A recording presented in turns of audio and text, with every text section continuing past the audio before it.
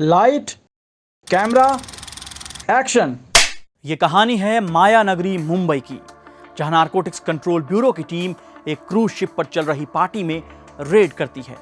फिर रात का सीन, एनसीबी की रेड, ड्रग्स चरस की इंफॉर्मेशन, अमीर बाप का बेटा, उसके कुछ दोस्त, पीछा करता कैमरा, फिर मीडिया की हेडलाइन, और इसी बीच सामने आती है एक तस्वीर और शुरू होते हैं कई सवाल।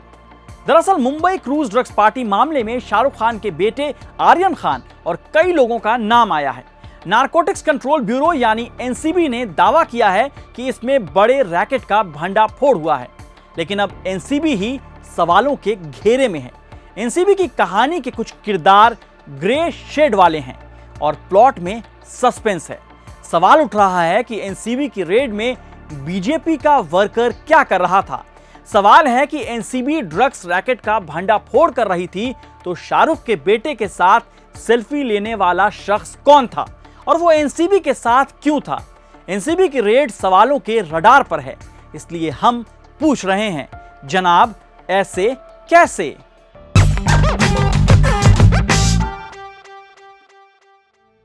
दो अक्टूबर को नारकोटिक्स कंट्रोल ब्यूरो ने दावा किया कि मुंबई के समंदर में आलीशान लग्जरी क्रूज पार्टी से ड्रग्स रैकेट का भंडाफोड़ हुआ है।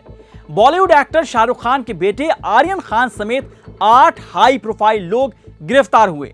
विक्रांत चोकर, स्मित सिंह चड्ढा, अरबाज मर्चेंट, गोमित चोपड़ा, मुनमुन धमेचा, नुपुर सारिका, मोहक जसवाल, श्रेयस नायर। एनसीबी का दावा है कि पुख्ता सुराग हाथ लगे हैं, जिसके बाद मामला कोर्ट पहुंचा और फिर कोर्ट ने आर्यन खान समेत बाकी लोगों को एनसीबी की कस्टडी में भेज दिया, फिर जुडिशियल कस्टडी। ये तो कहानी की शुरुआत हुई, लेकिन अभी सस्पेंस बरकरार था। ड्रग्स रिलेटेड केस में रेड के ठीक बाद आर्यन खान की एक शख्स के साथ सेल्फी सोशल मीडिया पर शेयर होने लगी। लोगों को लगा कि एनसीबी के ऑफिस में बैठे आर्यन खान के साथ में कोई एनसीबी का ऑफिसर होगा, लेकिन पहले तो एनसीबी ने एक स्टेटमेंट जारी कर कहा कि यह आदमी एनसीबी का अधिकारी नहीं है। चलिए ठीक है, लेकिन सवाल है कि फिर वो आदमी आर्यन खान के पास कैसे पहुंचा और उसे सेल्फी लेने क्यों दिया गया? अब बताया जा रहा है कि आर्यन के साथ सेल्फी में नजर आ रहे व्यक्ति का नाम किरण गोसावी है। ये एनसीबी में काम नहीं करता है, बल्कि ये एक प्राइवेट डिटेक्टिव है। अब आपको एक वीडियो दिखाते हैं। फिल्मी स्टाइल में रेड के बाद का वीडियो है ये। शाहरुख खान के बेटे को लेकर एनसीबी ऑफिस की तरफ भागने वाला यह आदमी वही किरण गोसावी है जो सेल्फी में था।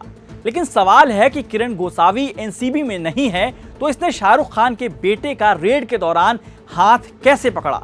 क्यों वो आर्यन खान को एनसीबी दफ्तर लेकर आ रहा था? क्या एनसीबी के पास अपने स्टाफ नहीं है? क्या एनसीबी की रेड में कोई भी आकर आरोपियों को एस्कॉर्ट कर सकता है? अब एनसीबी कह रही है कि किरण गोसावी गवाह हैं, तो क्या गवाह अब इतने अहम रेड में आरोपी को पकड़ने का काम करता है? मतलब इतना अनयूजुअल स्क्रिप्ट। अब एक और वीडियो देखिए।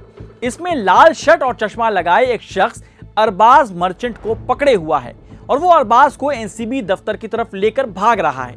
ये जनाब है मनीष भानुशाली, खुद को बीजेपी का वर्कर बताते हैं।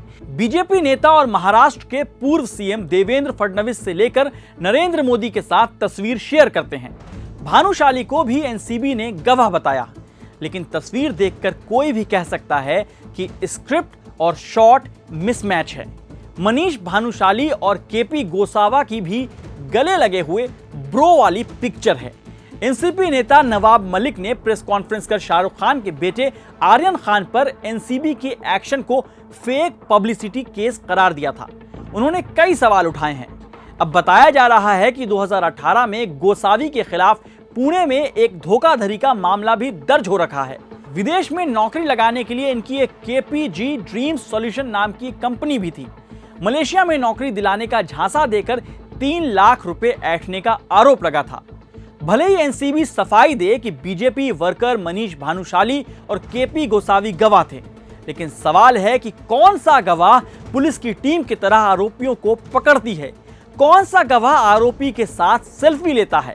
अरबाज मर्चेंट के वकील ने अदालत में एक याचिका दायर की है। इसमें क्रूज शिप पर लगे सीसीटीवी फुटेज की जांच की मांग की गई है। फुटेज के आधार पर पूछा गया है कि क्या वाकई एनसीबी अधिकारियों को क्रूज पर अरबाज के पास से ड्रग्स मिले थे या इन चीजों को वहां प्लांट किया गया था। मतलब एनसीबी के इस थ्रिलर और सस्पेंस कहानी में अभी बहुत कुछ है।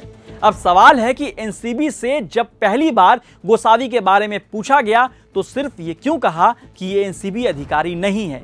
क्यों नहीं उसी वक्त कहा कि ये इस मामले का गवाह है?